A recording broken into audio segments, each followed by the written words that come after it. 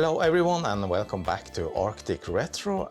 Today's episode is the continuation of the previous one where I disassembled these two Texas Instruments TI99 4A machines, and I have them here in bits. You saw me do the cleaning and initial testing of the machines. Now today I got capacitors, and also I got this component video to HDMI converter that I need to use the PAL machine on my television.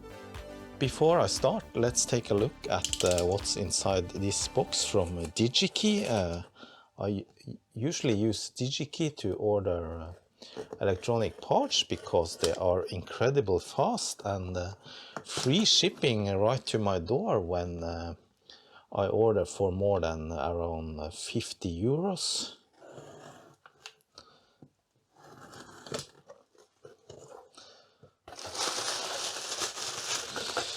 Alright, here is a collection of capacitors, and also I ordered a couple of voltage regulators. Well, actually not voltage regulators, but the DC to DC converters, 12 volts, track of power. So let's see if I got everything. Yeah, seems to be correct. These are the DC to DC converters. So I got one for each of these machines and two spares for other purposes like Commodore 64. I'm firing up my desoldering station, and I'm gonna start by desoldering the caps on the power boards. If you have a hobby project or you need to reproduce a PCB like this, then head over to PCBWay.com. There you can upload your Gerber files directly and get an instant quote on PCBs for as low as only $5 US for 5 PCBs. And you get a $5 discount on the first order. PCBWay also offers services like PCB assembly, flex PCBs, CNC machining and 3D printing. I just got these PCBs produced and delivered to my door in only 5 days now, and that's an excellent service. Also check out their shared project sites for already made PCBs, where you can just order the PCB you find directly. Gonna start with the big ones, and as you can see, this 3300 microfarad cap is a lot bigger than the one I got, but it's actually the same value, so that's okay. 35 volts.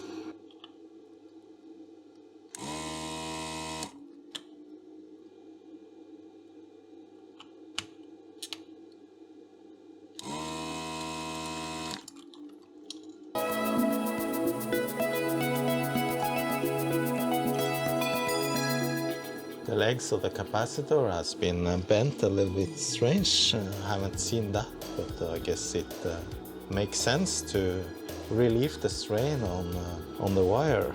Oops, I just noticed something. This red wire is completely loose and just fell out, so I need to fix that. The old solder points are quite clean, so I just use a little bit of flux and then in with the new cap.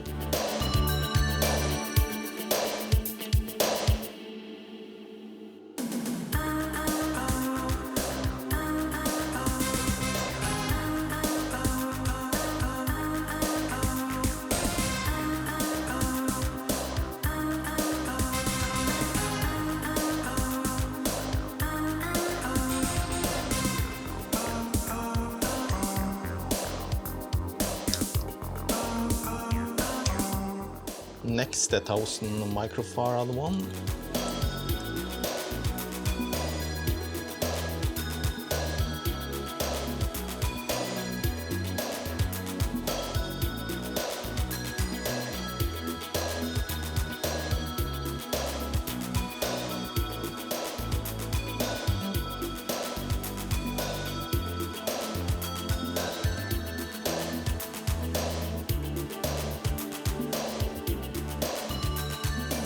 The final cap on the power supply board is this one, and it is an axial cap, but I could only get a radial replacement, so but I think that's gonna be okay. Just widen the legs a little bit. So let's see if this fits. Yeah, that's okay. That was all the electrolytes, and now I'm gonna replace this voltage regulator with a new, more efficient, and as you can see, this one has this heatsink, and after installing the DC to DC converter, this won't be necessary.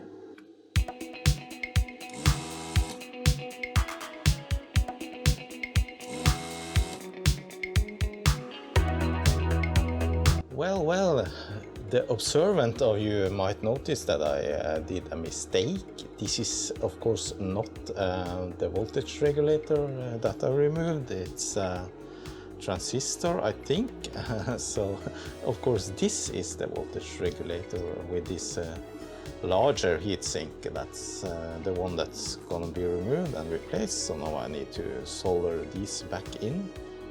Good thing I noticed the mistake. That could have been an interesting result, replacing a transistor with a DC converter. And this heatsink is bent in these holes.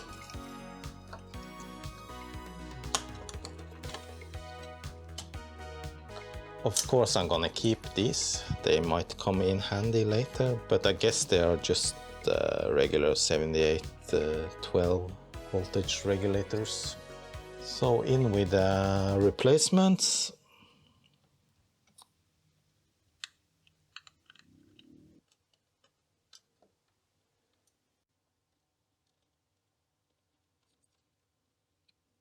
Alright, that was the recapping and replacement of voltage regulators, and now I'm just gonna clean away all the leftover flux and anything dirt.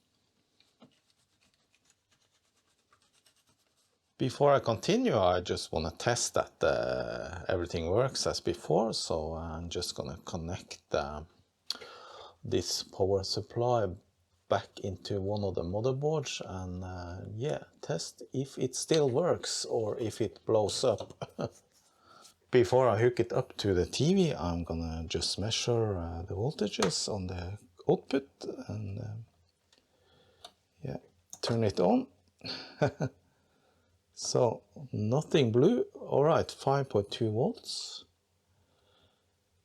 11.95 and minus 5 volts. That seems to be the correct values. Excellent. Dang, what you know? My trusty old TV has just stopped working. I turn it on and it's just a black screen, and whatever I do on the remote, nothing at all. There's always something, isn't there? If the small TV doesn't work, then maybe the big one does. So let's turn it on. All right, yeah, nice. Well, I don't think the machine blew my small TV because I haven't really turned it on before I turned on the TV, but no, everything seems to be working, so that's great. Now I'm gonna test the other board as well.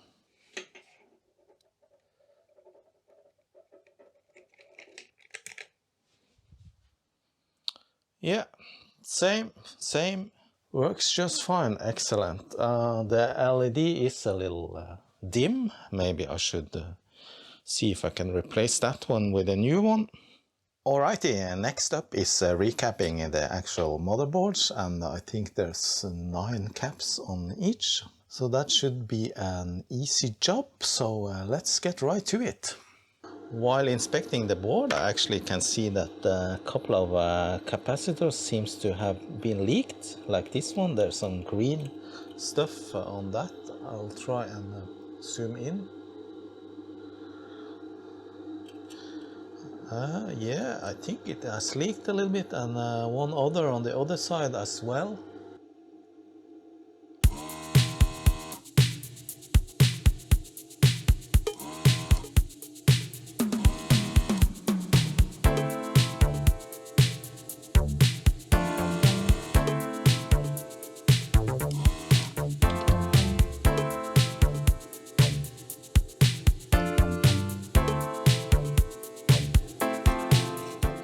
Just clean up a little bit since this has leaked. I can actually see some small traces about something dropped on, but yeah, now it's gone. This motherboard doesn't have any markings of the polarity for capacitors, not even anything, no silk screen at all, so I need to pay attention to the polarity of the caps. So let's solder. Sorry, there's a bit of a shine or reflection from this board. It's very shiny.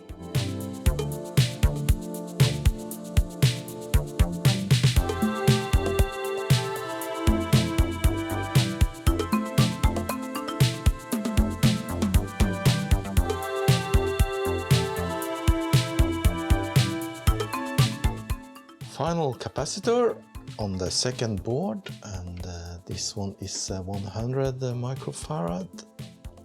So the size difference.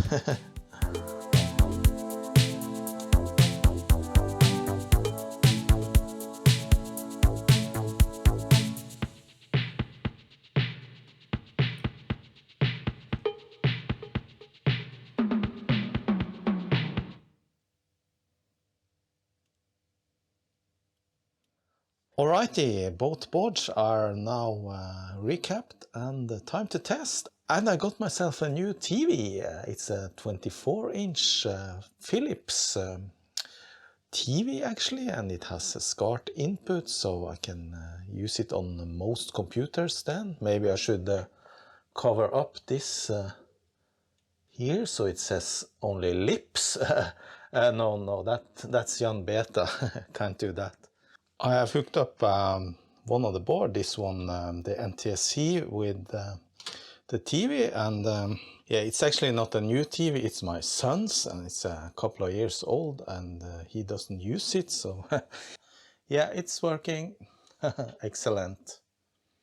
Next I'm gonna test the other board, the PAL board that has this component signal output, and in the last episode you saw me make a cable, homemade cable, so I'm gonna test it now. I got this HDMI component to HDMI adapter, and hopefully this is working.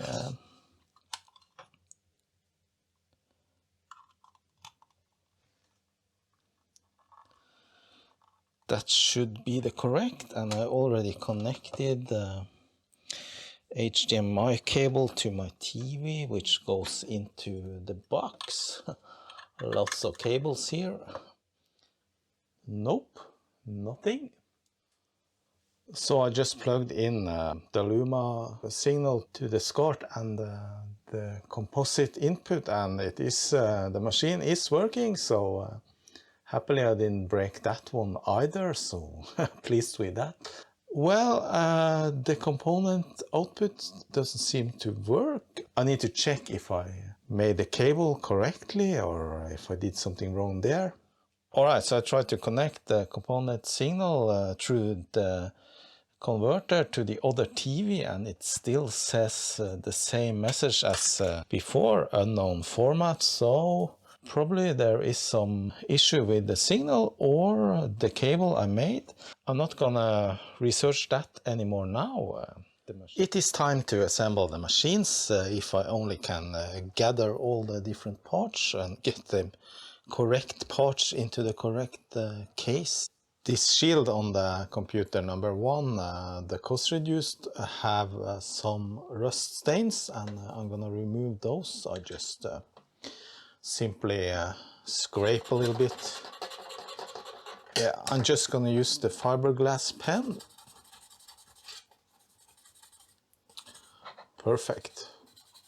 And then I have a little pad with some WD-40 on, and just wipe over.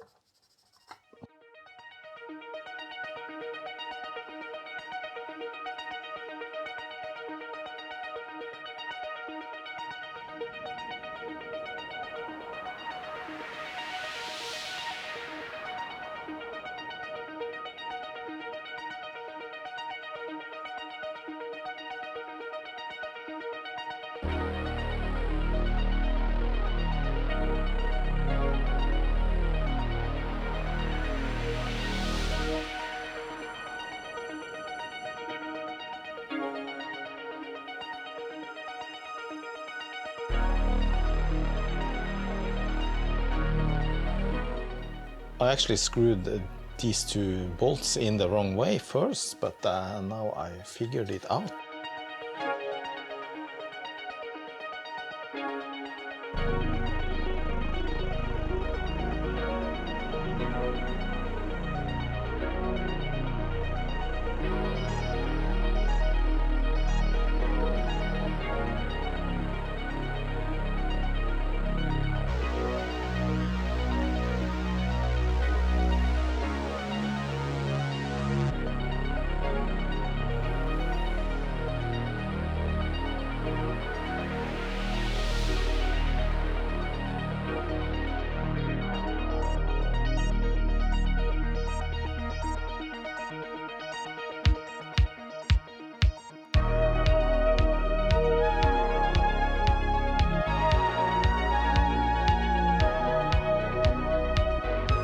Second machine almost completed, and I like to mark the inside with a little text about what I have done and when.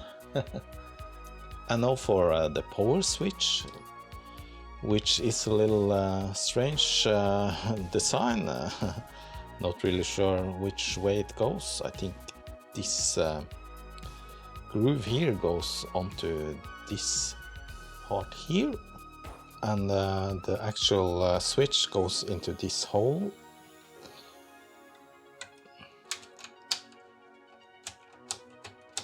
Yeah, seems to be the right way. And the LED came out of position. It's going there.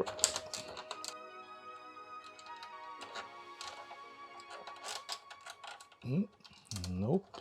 So it came out of position, and I need to do it again.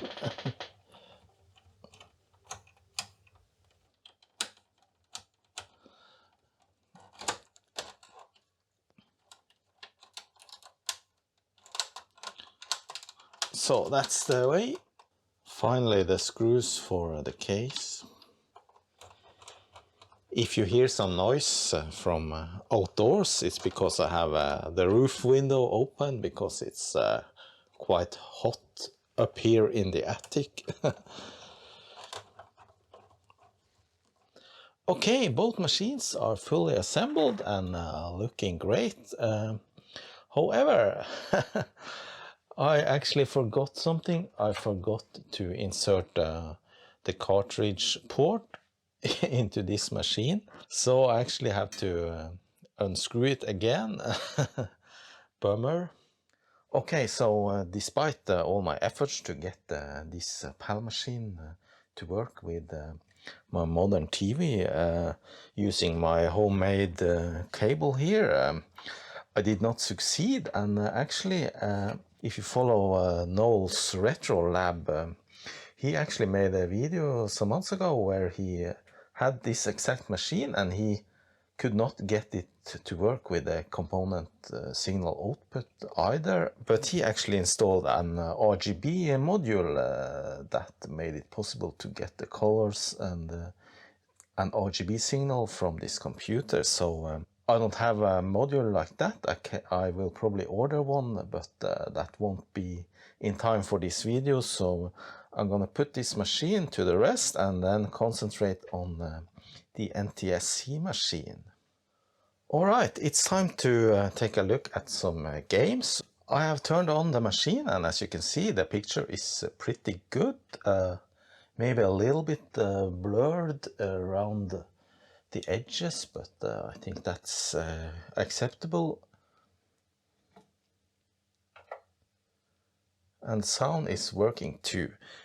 In the video I made about the TI99 4A last year, I actually managed to load the games as a tape via an iPad or a phone. I don't remember now, but that was actually possible by using a special cable that I made for the tape port, and yeah, finding some audio files that was actually games. This time I'm not gonna do that. I am gonna use something completely different. But first, let's test this game, Car Wars. It's a cartridge game, and I hooked up a joystick. If you have a cartridge installed, it will show up on the menu as a second choice.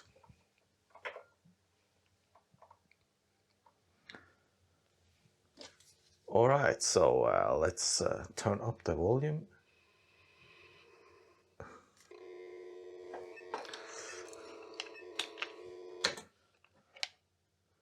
I don't know if this works with the joystick or not. Probably not. Press any key to begin. Nope. Doesn't seem to use the joystick. So I think I found the correct keys to play this game. Yeah, I jumped.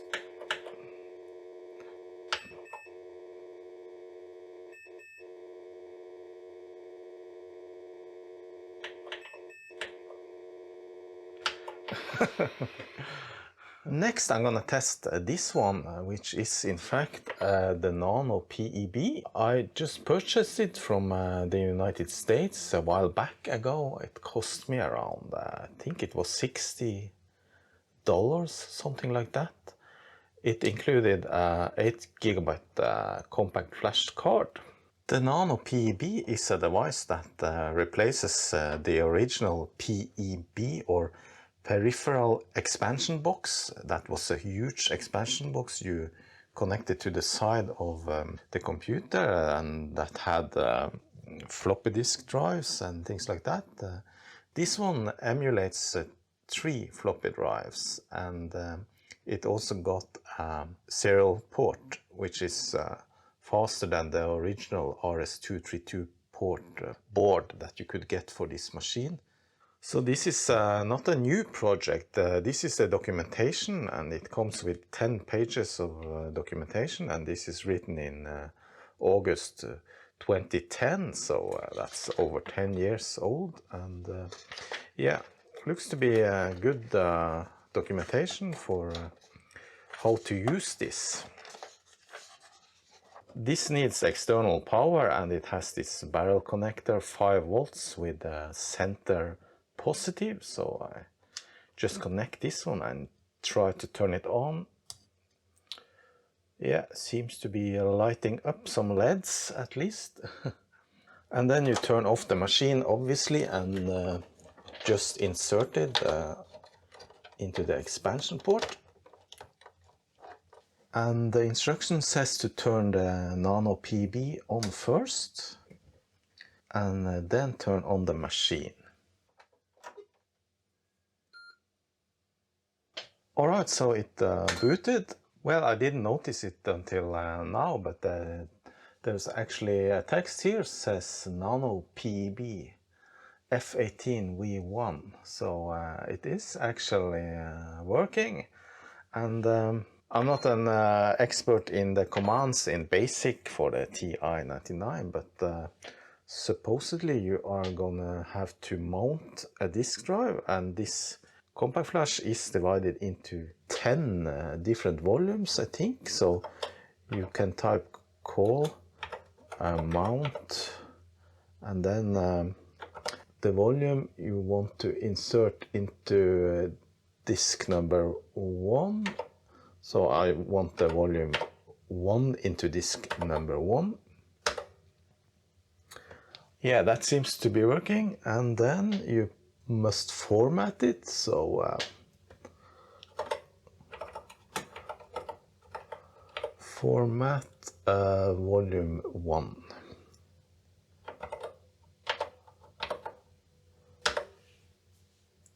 And then you should be able to type a catalog. Nope. Okay, so I fiddled around a little bit, and it turns out getting the directory or catalog of the floppy disk is not that straightforward. And one thing I also learned is that file names are in fact case sensitive, so you for the most part need to type file names in uppercase.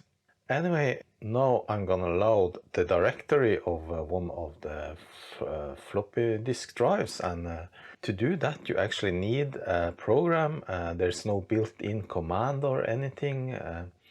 You actually need to run the catalog program from one of the floppies. So I'm gonna load that catalog program with the OLD program from, and now I'm typing with the caps lock on or alpha lock. So that's DSK1, and I can't type dot catalog. So that was loaded, and I can actually list it, and yeah, it's actually a basic program that does the correct file operations to load the directory. I don't know the details about that. And I run this, and now I can actually take a look at disk 3. So that's the catalog, and as we can see on disk 3 there is a catalog, and there's also this CF Manager program. However, I do struggle with loading this CF Manager, which is a program you can use to do all sorts of disk operations, and according to the directory you should just load the load program, and it loads. However, if I run it, it says bad name in 110, and list shows a lot of garbage. So what I figured out is that in order to run this program I need Extended Basic, which I don't have. Extended Basic is a cartridge that gives you a better basic, but we can make out some of the things that the program is trying to do. It's trying to run call load into some address, and then call link sload, and then it runs through some iterations here and loads different things into memory, I guess, and yeah, finally it calls link load DSK1 CF Manager. So there's probably some way to actually load this CF Manager program. I didn't figure it out now. I didn't spend more time on it either. By the way, I forgot to mention, I think, but this this NanoPEB actually got 32K of additional RAM. But what I wanted to do was to actually fill the CF card with some games and try to run them. So that's what I'm gonna do now. So I'm turning it off, of course, and then I take out the CF card, and now we should be able to load something onto this. But you need to know that this card is not formatted for Windows or Mac. You actually cannot format it in Windows or Mac. You need to keep the format as it is, and in order to load programs or disk images onto this, you need to use a special DOS command.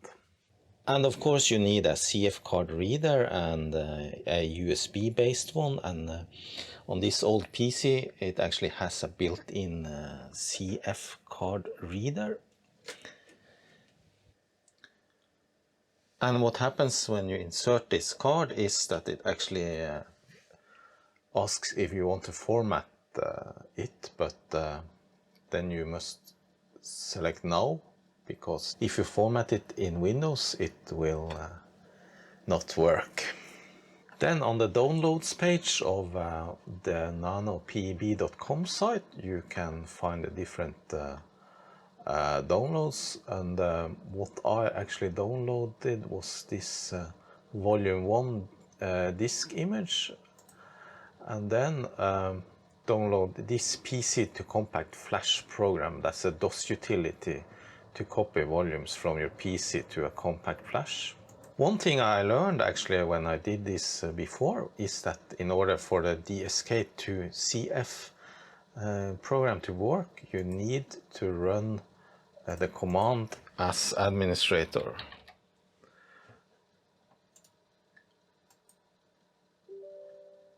This will elevate the privileges and you will be able to run it. In this directory I have a couple of things. I have the DSK to CF so I'm gonna run that. And it takes in the file name of the disk image and then the volume you want to place it in. So I want to place it in, I want the prefect DSK, which is a games disk I downloaded, and I want to place that in volume number 2. So then it asks if I want to use that drive, which is 8 GB CF card, and I answer yes. And DSK to CF succeeded, so now it's written to the CF card and I can pull it out. I didn't try that on the Mac, but I guess it's something similar. Alright, so I'm inserting the card in the NanoPEB, and let's see if we can check out the contents of that disk. Alright, so in order to use the volume number 2 that I actually copied the disk image to, I need to mount the disk with that volume. And I'm gonna mount the disk number 2. That was the call mount. And then specify disk 2 and volume 2. Alright, so that's it. Now we can use the catalog command on disk 1.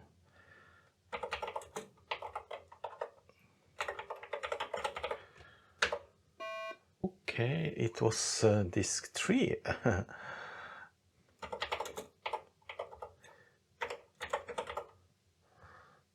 Or did I screw up?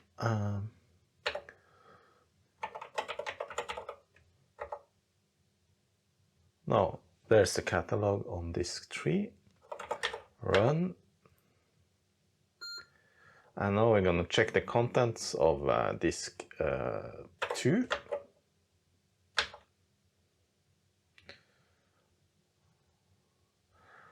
Okay, so here's some games. Asteroids, Hubert, Speech, Star Trek. Let's try Star Trek.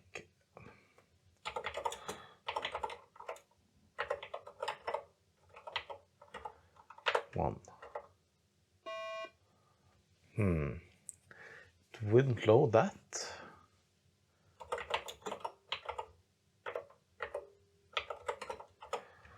I guess it depends if it is basic program or not. I see there's a Y indication on those Star Trek, and I'm gonna try this Thief instead. Alright, there seems to be more success. It's actually loading. Okay, let's run.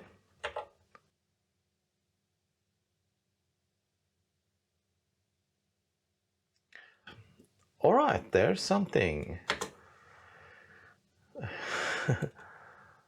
I'm a thief, and Use the arrow keys to move, press any key.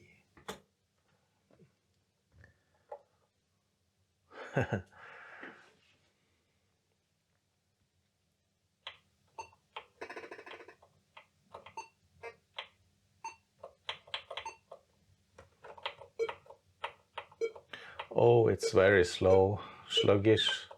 So this is probably a basic game. I'm gonna collect money bags or something else. Loot. Oops. Well, that was not a good game. I tried to download a few other games and transfer to the CF card, but no matter what program I find, it's either an extended basic or I can't run it from basic, so I'm not really sure how useful this machine actually is without extended basic cartridge or the assembler cartridge that you need in order for running machine code programs. So I have mounted another floppy, and this is should be a load runner. Let's see what's on that disk. First we need to find the catalog.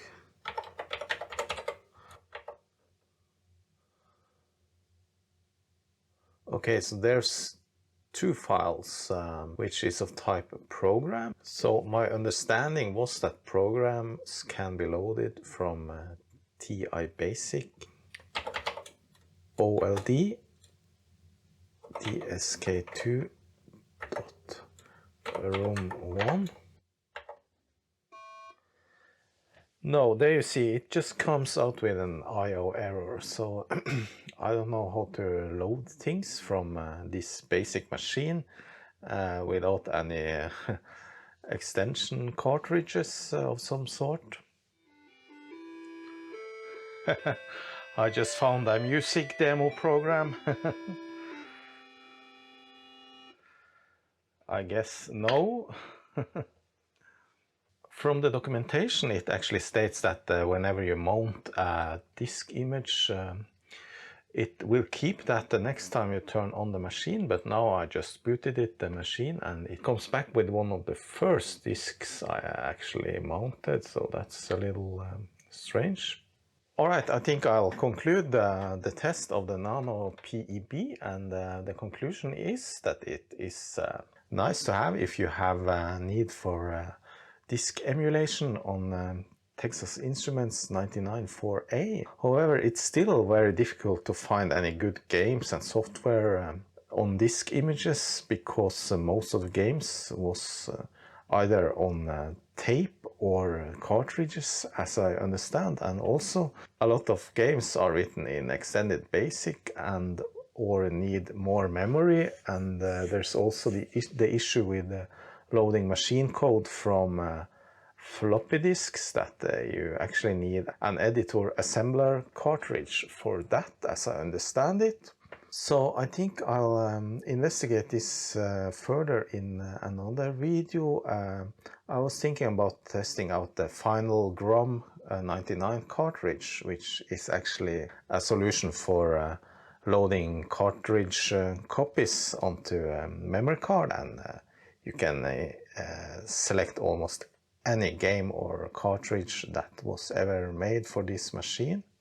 Alright, I think that's it for this video. I did initially plan to actually make a power supply for this machine, but turns out that I need some more parts, and that will be a little bit more work than I expected, and that will have to come in another episode sometime later. My plan was to use this power supply, but not to replace the actual power supply that has AC input, but actually to replace the internal power board with a new power supply that provides plus and minus 5 volts, which this almost do. It has plus 5 and -12, but it doesn't have -5, which I actually need.